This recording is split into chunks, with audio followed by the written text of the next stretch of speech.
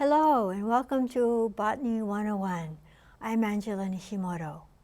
Today we're going to start a series of lectures on organisms. We're going to do a survey of the organisms that are traditionally studied by botanists. Okay, these include bacteria, these include algae, these include fungi, and then of course they include the plants. Okay, so today we're starting with bacteria, archaea, and viruses. Okay, so the outline of topics includes bacteria, archaea, and viruses. Now we probably won't have time to do the whole thing on this section today, but we'll continue next time and maybe the time after that. So to start with, there may be 10 million to a billion different species of bacteria on our planet. Okay? In your body, your own body, in and on your body, there are 10 times more bacterial cells than your own eukaryotic cells that make up your own body. Okay? So if your body has tens of trillions of cells in it, which it does, okay, there are hundreds of trillions of bacterial cells in and on your body. All right? Now, 90% of all bacteria are either harmless or useful, okay, for us, okay, even though the ones that cause disease actually get more headlines, okay. So features of bacteria and archaea, these are two domains, the domain bacteria and the domain archaea, okay. These have prokaryotic cells. You remember that prokaryotic cells have no nucleus, no nuclear envelope, okay? They have no membrane-bound organelles, okay? So here, you can see here flagellated bacterial cell. Okay, remember that all cells have certain things in common. They have a cell membrane, they have cytoplasm, and they have genetic material, okay? So the genetic material of prokaryotes are some kind of circular chromosome, okay, and in this case, it's referred to as a nucleoid. Okay, this is actually showing a nucleoid replicating itself, okay. Bacterial cells also have separate DNA in the form of plasmids. We've talked about plasmids before when we were talking about biotechnology. So plasmids are small circular pieces of DNA, okay, that have some genetic material making it up that will code for some proteins, okay. Bacterial cells also have ribosomes. There are different ribosomes than the ribosomes that are found in eukaryotic cells, but remember the role of ribosomes? They do protein synthesis, right? They're actually where proteins are assembled, remember? And bacterial cells also have membranes. Okay, membranes are places where bacteria, like photosynthetic bacteria, do photosynthesis, okay, since they do not have membrane-bound organelles. Okay? Now, bacteria may form independent cells, okay, independent cells that live independently, solitarily, okay, or they may form chains, like these cocci do. Okay, those are spherical bacteria. They may form colonies, like, filaments, like these bacteria are forming filaments, and they may form colonies, okay? Some bacteria are motile. Okay, the ones that are motile usually move by means of flagella. Remember we talked about flagella before? Okay, and the flagella can be inserted all around the bacterial body or at one end and the other end, a bunch of them at one end, or just one at one end. Yeah, that's different ways that flagella are inserted on bacterial cells. Okay, but most bacteria are non-motile. Okay, so some are motile, but most are non-motile. It means you can't move of their own volition. Okay, so bacteria reproduce asexually. Okay, first they do bacterial reproduction is called fission. Okay? So what happens is that here's a bacterial cell. Okay? Here's a plasmid. Here's a bacterial chromosome, the circular chromosome. First of all, the bacterial chromosome will replicate itself. Okay? Then the two bacterial chromosomes will go to either end of this larger cell. And then what happens is that the cell walls and the cell membrane will actually start to form a division between the two cells. And the two cells may either remain connected or they may then part with each other. Okay, with both bacterial cells having a bacterial chromosome, this blue one showing the new one, okay, and bacterial plasmids, I guess these little orange things are ribosomes. Okay. So first of all, the DNA duplicates. Remember, DNA is double-stranded. Okay. One strand serves as a template for the other strand. Okay. Then they're distributed to two new cells. Okay. We have no membrane-bound nucleus or organelles. Okay, in terms of the bacterial cells. The folds, the membranes do some functions like we mentioned earlier, like photosynthesis. And in bacterial cells, there are microcompartments that are surrounded by proteins, where some of the different labors of the cells go on, different functions of the cell goes on in these microcompartments. Okay, so here's a look at a flagellated bacterial cell. This one has the bacterial chromosome, of course. Okay, here's a plasmid. Here are some ribosomes. Okay, here you have the cell membrane. Okay, this one happens to have a cell wall and a capsule as well. And you have the flagellum. Okay, as well as a pili. Okay, these structures sticking out.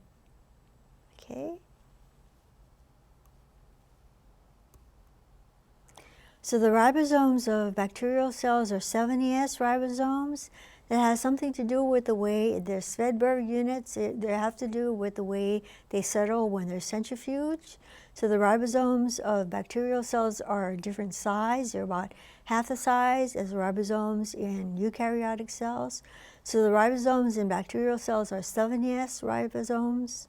Okay, and eukaryotic cells are 80S ribosomes. Okay, so here's a look at a bacterial ribosome with the small subunit and the large subunit. Okay, so they also have a small subunit and a large subunit in bacterial cells. Protein synthesis is very similar to what happens in eukaryotes, as we've gone through before. Okay. So the nucleoid tends to be attached to the plasma membrane at one point. Okay, so this nucleoid will be attached to the plasma membrane somewhere behind where we can see it. And the cell may have up to 40 plasmids, 30 or 40 plasmids. So you can have one or more. And generally, these plasmids are multiple copies or one or very few DNAs. Okay. So the chromosome and the plasmids first replicate before the cell does its fission. And of course, the cell does not do mitosis. So two copies of the chromosome move to opposite ends. Here's a look and a comparison and contrast between fission and mitosis and meiosis. You can see here that the bacterial chromosome is circular, okay, whereas the chromosomes in eukaryotic cells are linear, right?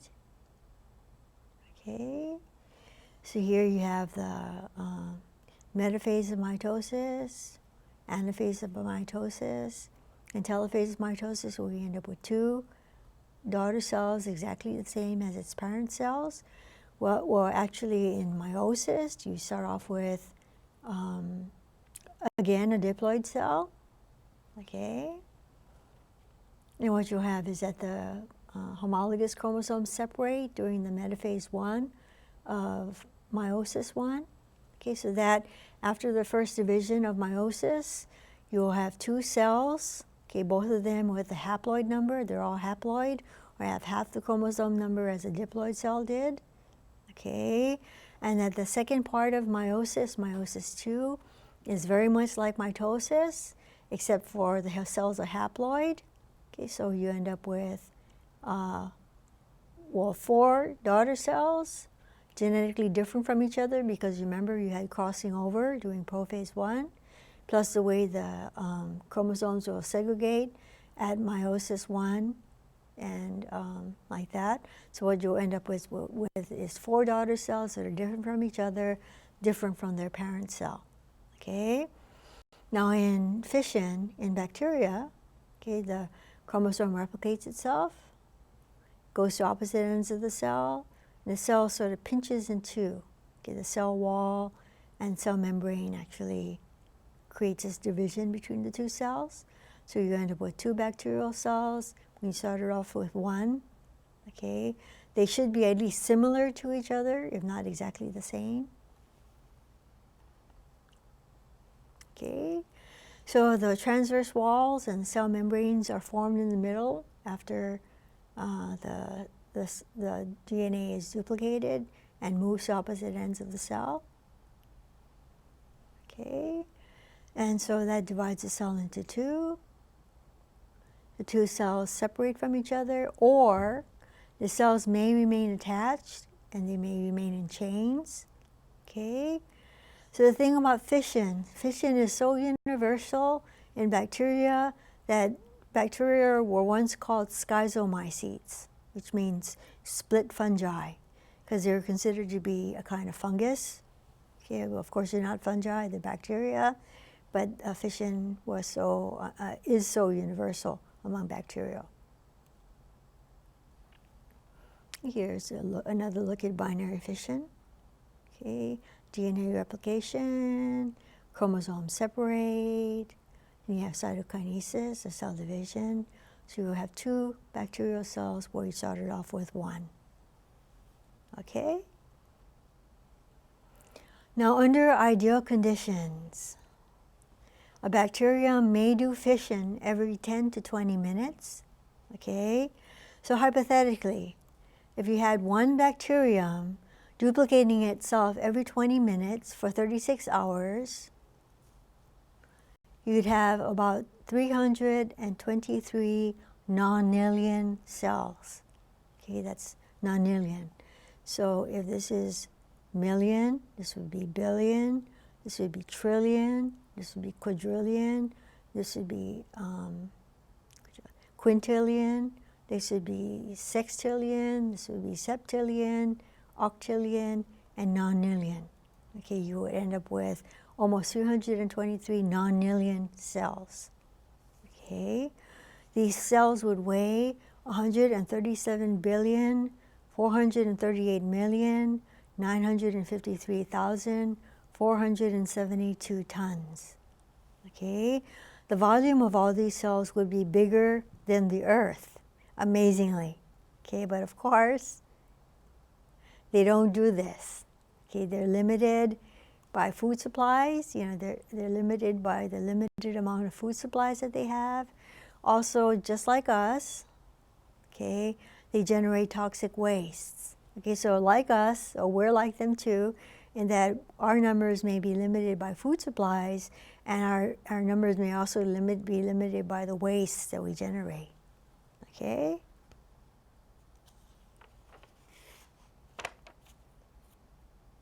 Okay, so we already stated that bacteria do asexual reproduction. They don't form gametes, nor do they form zygotes. They have no meiosis.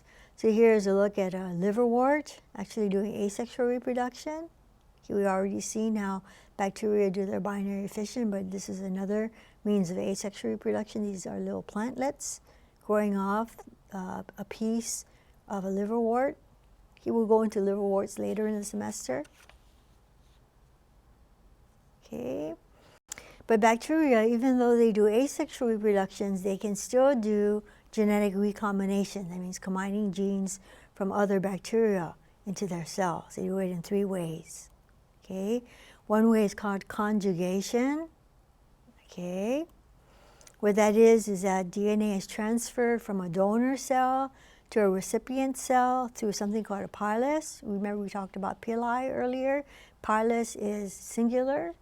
Okay, so this is what we call bacterial sex, even though bacteria don't really have sex, but this is the nearest thing they come to it. Okay, so this one here is a donor cell. Actually is forming a pilus or a mating bridge. It connects with the other cell. And what it's sending is actually sending part of this plasmid, okay, through the pilus into the other cell. Okay, so it's actually sending a copy of the pilus. Here you have DNA polymerase making a new copy of DNA. Okay, so this particular plasmid is actually replicating itself and sending its DNA into the other cell. Okay, so what you end up is that you have one donor cell with a pilus on it, and this new cell can become a donor cell by growing a pilus and also connecting with a different bacteria. Okay, so that's called conjugation. Okay, through sex pili. Okay. Another way that bacteria do genetic recombination is called transformation. Okay, so what happens is that cells in solution can get fragments of DNA released by cells that are dead. Okay, so here's a bacterial cell that has died. Okay, part of the plasmid ended up in solution somewhere. So this other bacterial cell passively took it up from the environment and then incorporated it into its own plasmid.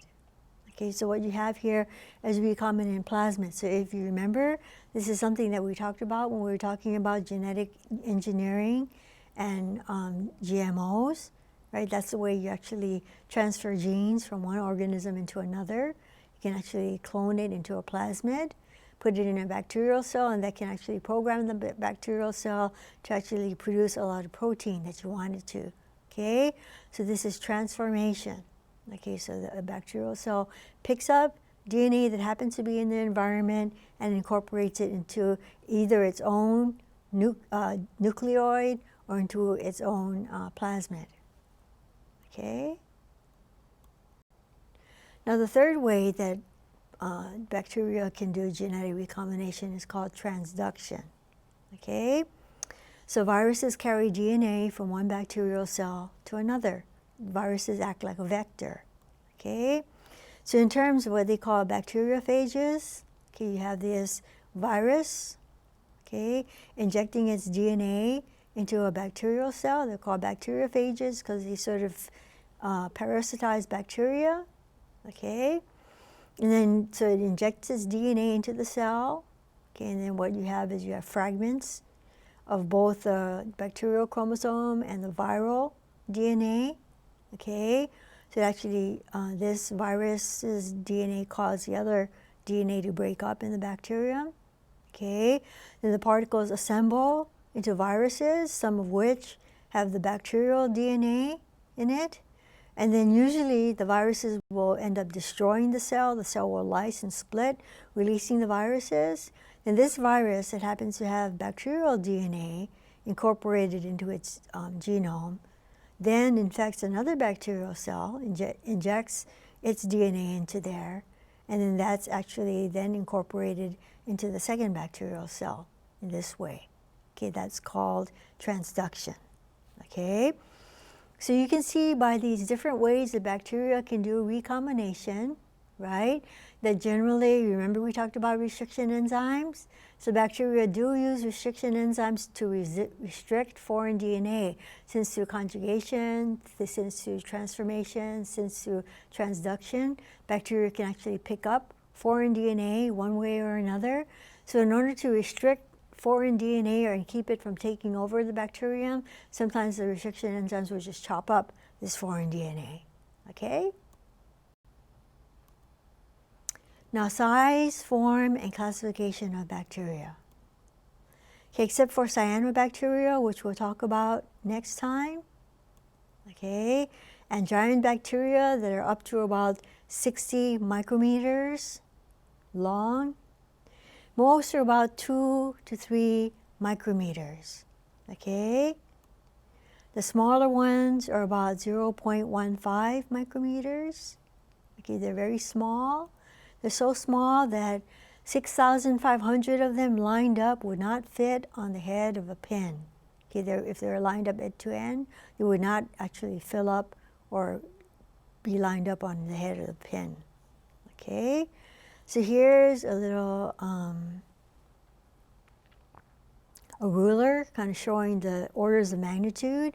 So there's a 10 times difference between 1 millimeter and 10 millimeters and 100 millimeters and 1,000 millimeters, which is 1 micrometer. Okay, anyway, so it's a tenfold difference at each part. Okay, so 1 micrometer is 1/1000th of a millimeter. Okay, and 1 nanometer is 1/1000th of a micrometer. Okay, so eukaryotic cells are around, around 50 micrometers to maybe a millimeter, depending on the cell itself.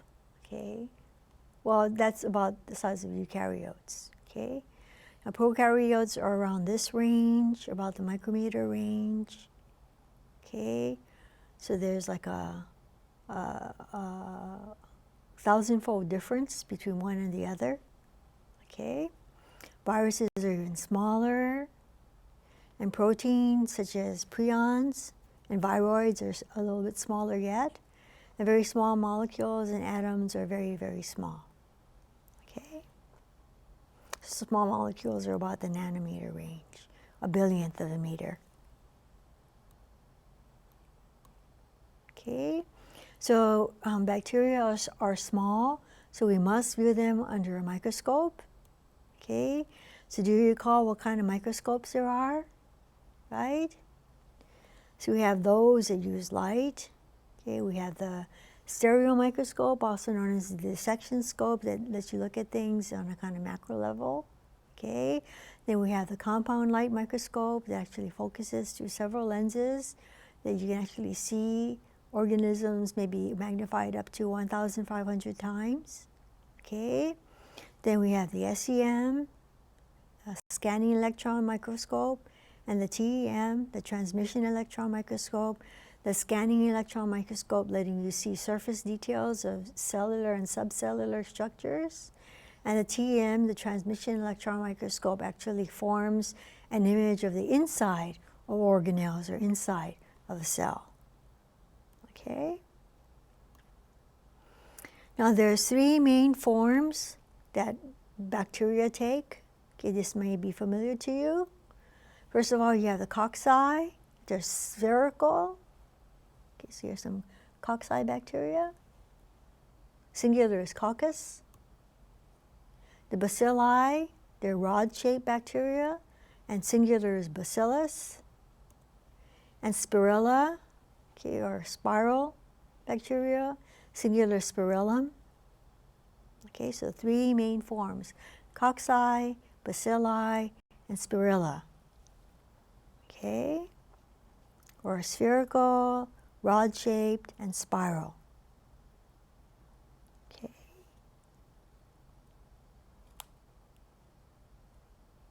Now the classification of bacteria are based on the slimy or gummy capsule-like sheaths that might sheath them,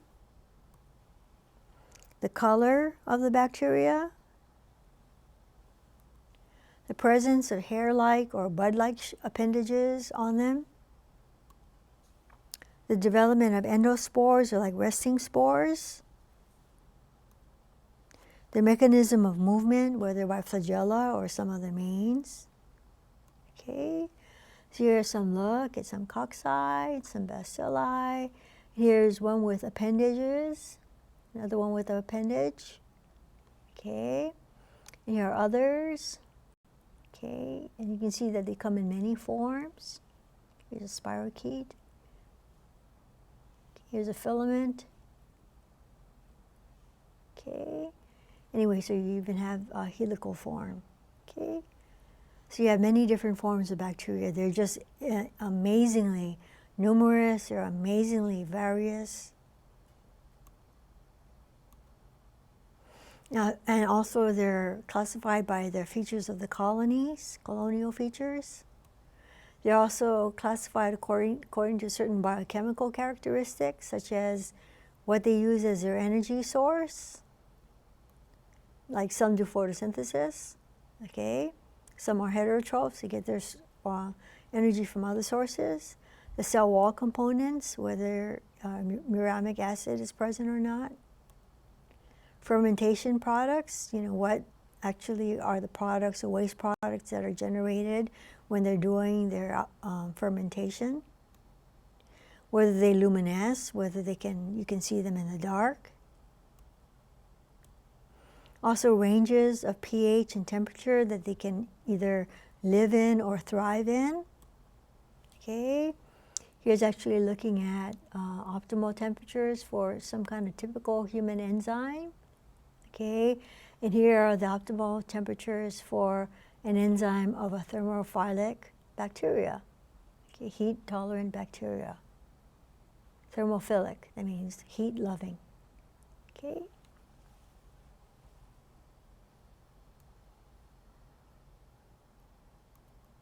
Okay, also oxygen relationships is another way to classify bacteria.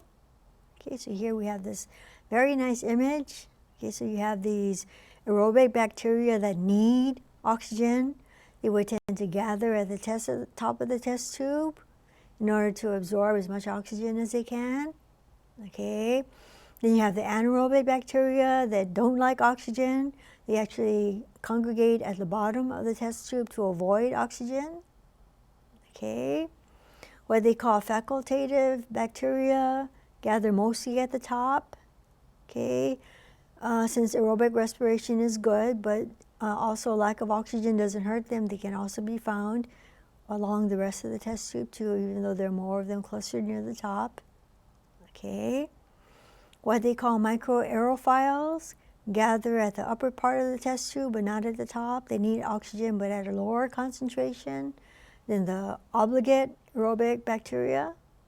Okay, then we have the aerotolerant bacteria. They're not affected by oxygen either way, and so they're evenly spread along the test tube. Isn't that neat? Isn't that something?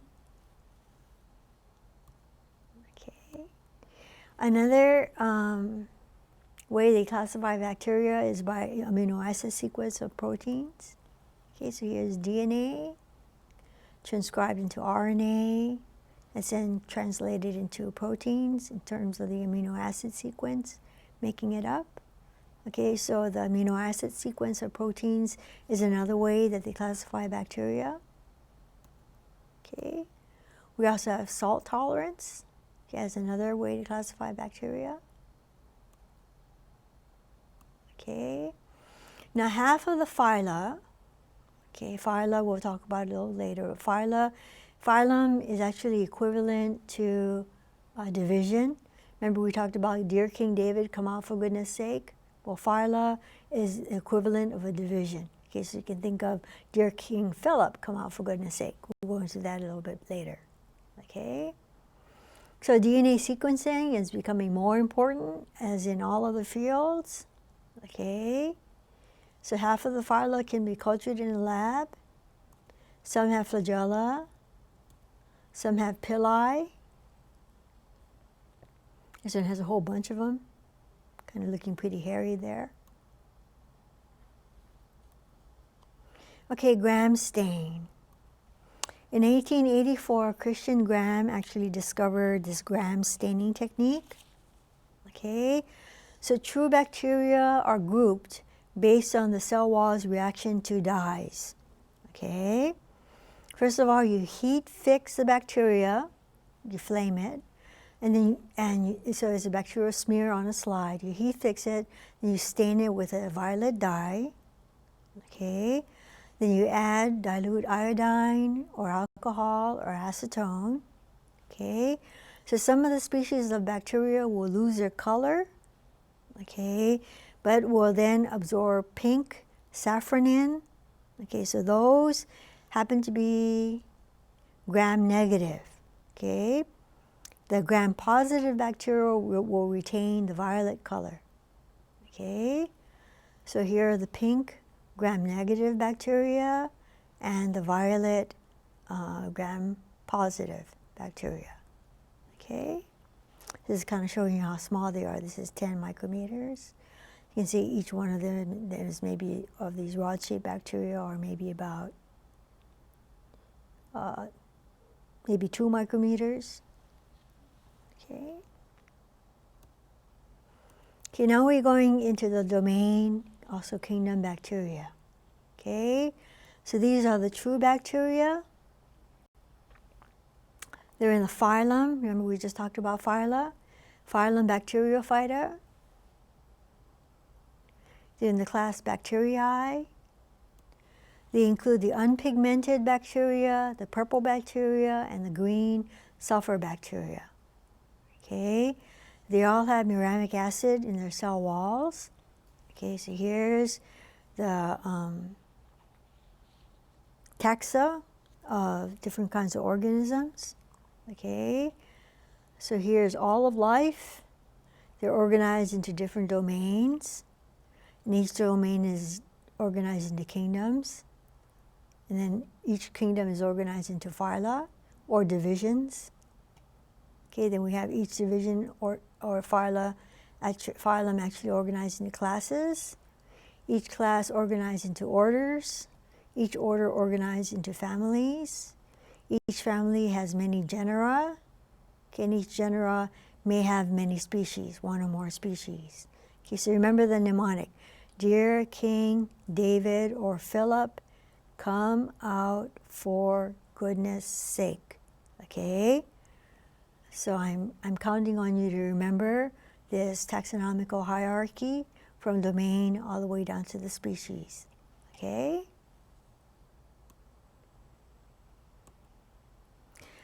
So most bacteria are heterotrophic. Okay, and most of these are saprobes. That means they live on dead and decaying organic material. Okay, so along with the fungi, they decay and recycle organic matter. Okay, so most are saprobes, or they live on dead and decaying organic matter. Okay, now others are parasites, okay, of animals or plants, or even other fungi, okay, and other bacteria. Okay. So we also have the autotrophic bacteria. Okay, these do photosynthesis. Okay, some do photosynthesis without producing oxygen gas.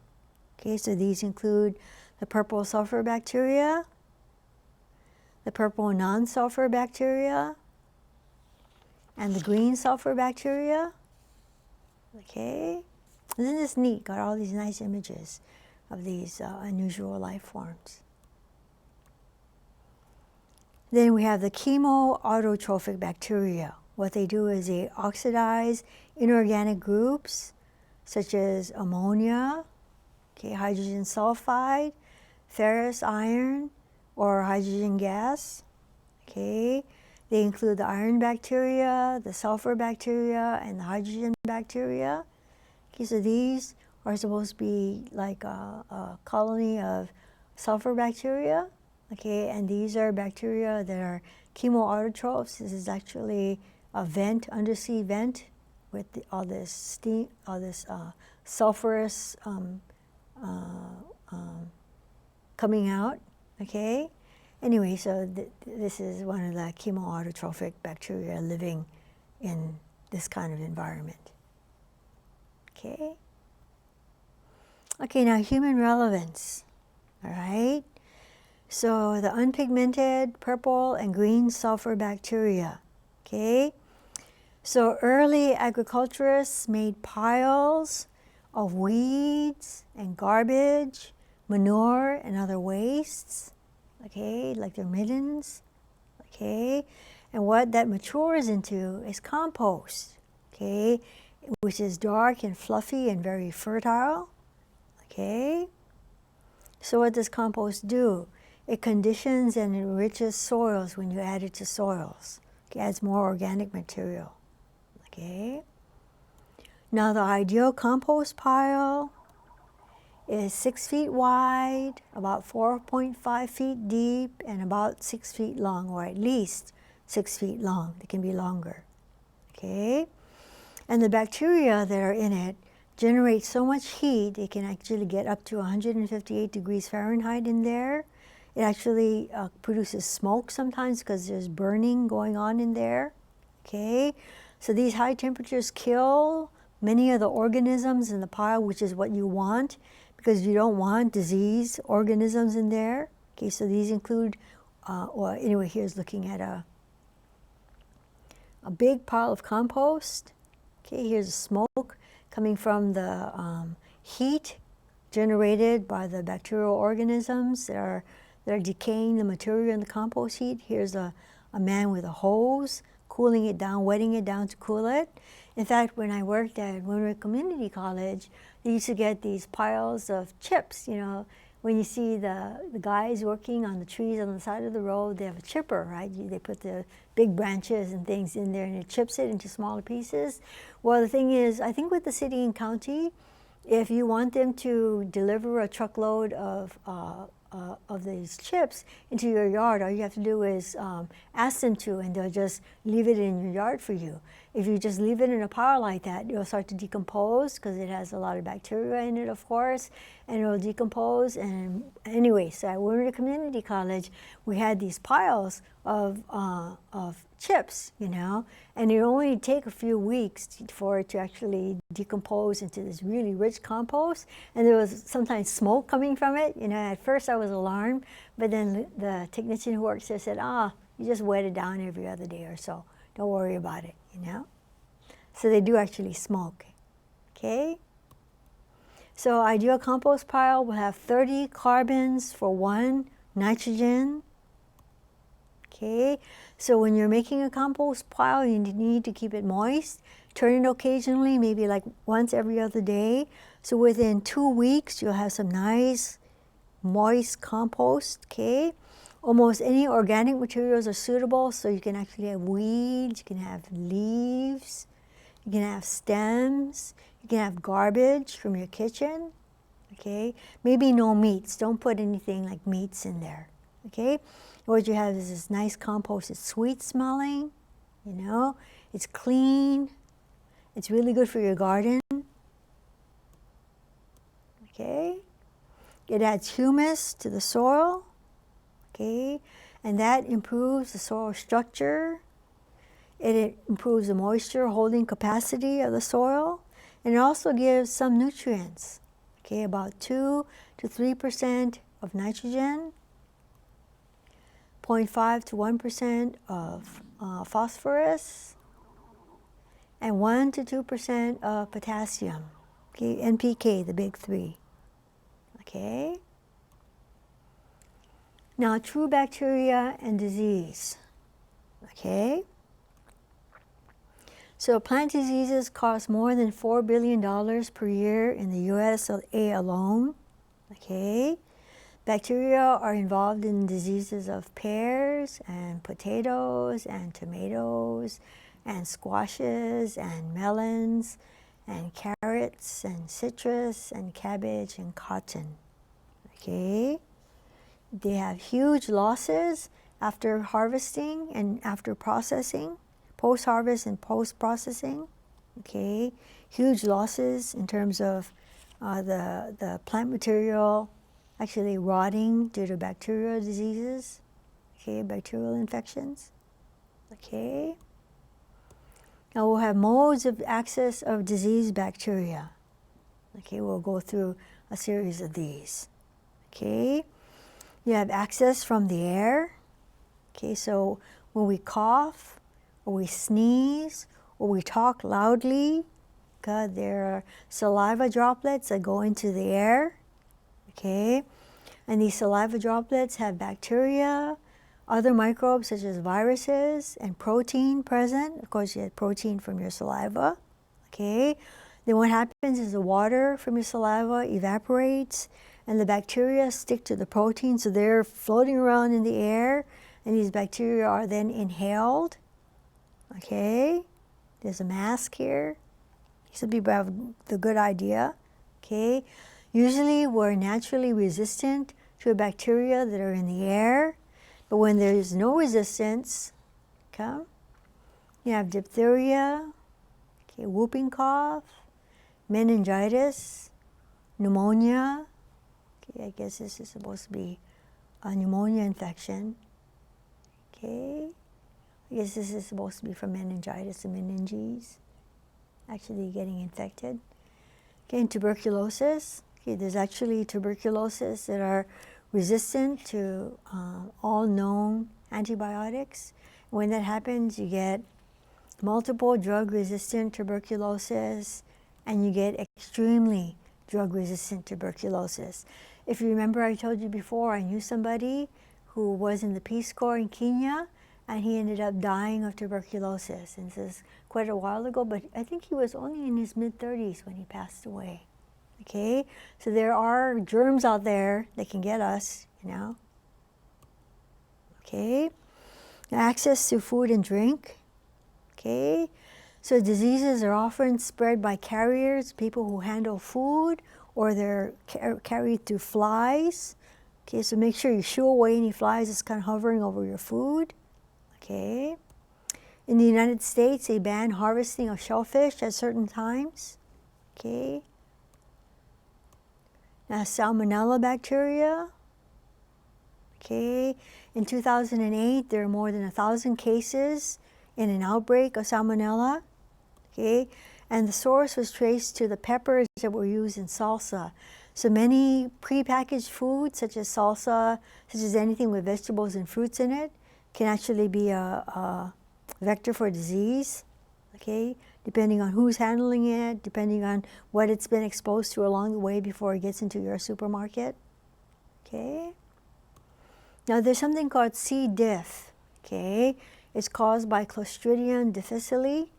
Okay, so this happens. This particular infection, C. diff, happens in older patients, especially if they've been to the hospital. Okay, so some symptoms would be diarrhea and a dangerous inflammation of the colon. Okay, this usually happens after antibiotic treatment. Okay, because the antibiotic treatment so oftentimes will kill beneficial bacteria as well as target bacteria for when somebody's sick. Okay, so this little poster actually shows how C. diff spreads. Okay, so here's a guy named George. Okay, he went to his doctor's office because he had pneumonia. So the doctor prescribed some antibiotics for him to take. Okay, then George broke his leg. Okay, and he had to go to the hospital. Okay, then he was infected with the C. diff from this person who works in the hospital. She actually got it from another patient who was infected with C. diff, but she didn't wash her hands, didn't sterilize her equipment, and she passed it on to George. Okay, and George then went to rehab to rehabilitate his leg, and he actually passed it on to another health worker who didn't wash his hands, didn't sterilize his instruments, who passed it on to other patients in the rehab facility.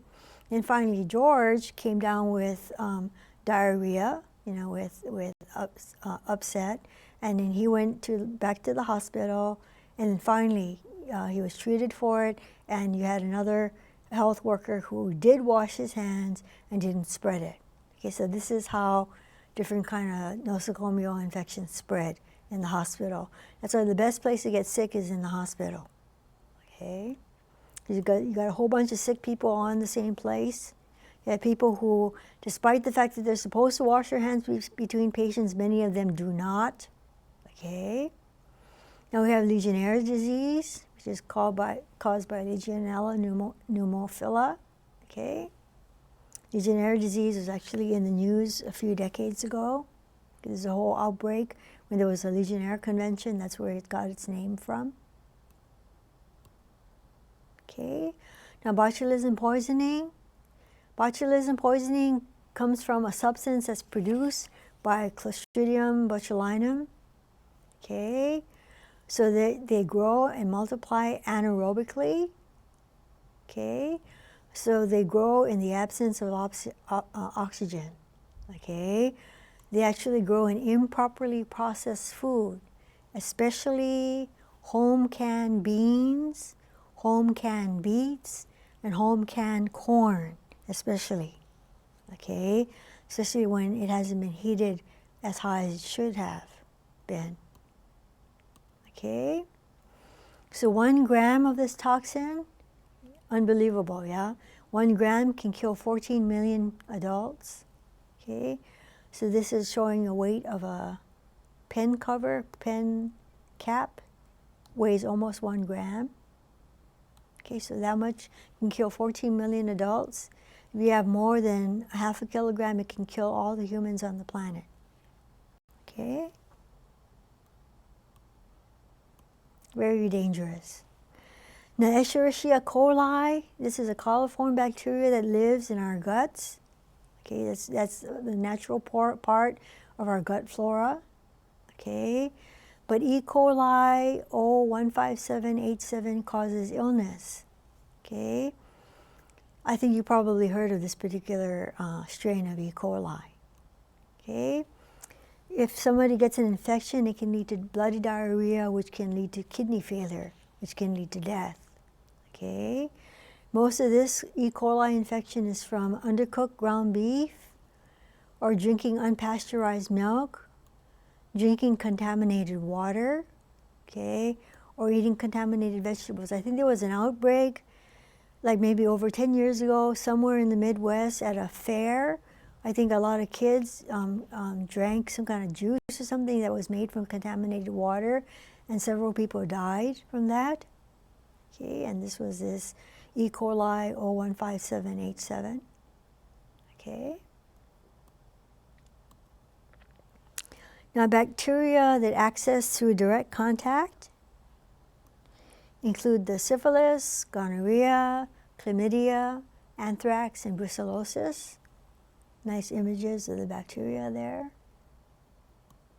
Okay, so these bacteria enter the body either through the skin or through the mucous membranes. Okay, so syphilis and gonorrhea and chlamydia come about through sexual contact, direct sexual contact, unprotected sex. Okay, recently chlamydia is the most widely reported disease, amazingly. Okay, that's been the last several years. Now, syphilis and gonorrhea are completely curable when they're treated promptly. A part of the problem is I think half of the women who have gonorrhea don't have symptoms. Okay, so gonorrhea, symptomless gonorrhea has been so widespread that it's actually law that when a woman gives vaginal birth to a baby, the baby has some, I think, silver nitrate or something put in its eyes to make sure that it doesn't go blind from the gonorrhea exposure that it might get from its mother. Okay. Now, if syphilis and gonorrhea are not treated, it can lead to sterility. I know the chlamydia too can lead to sterility, but syphilis can lead to blindness and death. Okay. Now, anthrax is mostly a disease of cattle or farm animals. Here's some anthrax bacteria. And since 2001, there's been publicity about it as an agent of bioterrorism.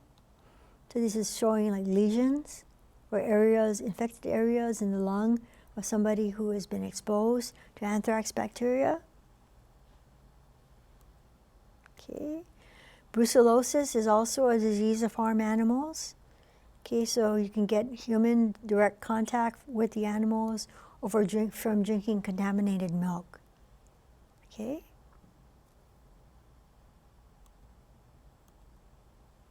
Now we also have access of bacteria into our bodies through wounds. Okay. A bad one is a tetanus bacteria. Okay. This little 0.00025 grams can kill an adult. Okay, and of course, You should get your tetanus shot every 10 years. It's controlled through immunization. Okay, because all you have to do is get a wound where dirt gets into it, because the tetanus bacteria live in dirt. Okay, so there are about 100 cases reported per year, probably in the United States, and these are mostly IV drug users. Okay, and a related bacteria to the tetanus bacteria causes gas gangrene, which was a scourge of battlefields during the Civil War and World War I. Okay, one of the reasons why when you see movies of the Civil War and World War I, or even old photographs of veterans of those wars, you'll see many people with amputated limbs. If you saw the film Lincoln, okay, one of the scenes in it that was quite arresting was the son of the president, Abraham Lincoln, was going to enlist, and he followed this gurney that was covered, and there were all these limbs that were dumped into a hole in the ground, arms and legs and such. They had to be amputated, probably due to infection by gas gangrene. Okay? Now you have access through bites, through bites of insects and other organisms. Okay? So bubonic plague and tularemia are transmitted via fleas, deer flies, ticks, or lice. So here are the buboes of somebody with bubonic plague. Okay, so bubonic plague still exists. Okay, so rat fleas get bubonic plague and they pass it on to humans. Okay, this is a rat flea. Okay, it used to be called the Black Death. Okay, in the years 1347 to 1349, it killed either 1/4 to 1/3 of the European population. One of the chroniclers at the time of the times actually wrote 1/3 of the world died. Okay, they think maybe 25 million people died. They're not sure, because there's so many deaths that they were just burying people in mass graves. People really thought it was the end of the world, that it was the apocalypse, that God was punishing humanity for their sins, Okay, now tularemia is transmitted through infected ticks or deer flies. So here's a bite site on somebody's hand who was infected with tularemia. Okay. Now ticks and lice and fleas transmit rickettsias. Rickettsias are tiny little bacteria that live in eukaryotic cells. Okay, they're responsible for typhus and spotted fevers. Okay. Now mycoplasmas are very tiny. They have no cell walls. Okay. They live within the cells of plants, within the cells of animals, and also in hot springs. Okay. They also live in moist surfaces of the respiratory tract and the intestinal tract of humans and other animals. And these mycoplasmas can cause pneumonia. Okay, and they're resistant to penicillin, right? Now Lyme disease is actually injected into humans by the deer tick. It causes arthritis-like symptoms. Like a lot of these diseases that you can get, bacterial disease, they can ruin your life and wreck your health, for the rest of your life. Okay? Now, since so many bacteria, there's so many bacteria, how can we be sure that a specific bacteria causes a specific disease? Okay, so there are Koch's postulates, which are rules for showing that a particular microbe is the cause of a particular disease. Okay, they're formulated by Dr. Koch. Okay, the first postulate is that the microbe must be present in all cases. The second postulate is that the microbe must be isolated from the victim in pure culture. The third postulate says that when microbe from culture is injected into a host, it must produce a disease in the host that it's been injected into. And the fourth postulate is that microbes must be isolated from the infected host that you just infected and grown in pure culture to compare with the original culture. Okay?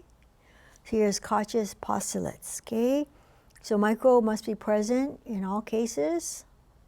Okay, the microbe must be isolated from the victim. Okay, or in this case, this rat. Okay, that died from the disease.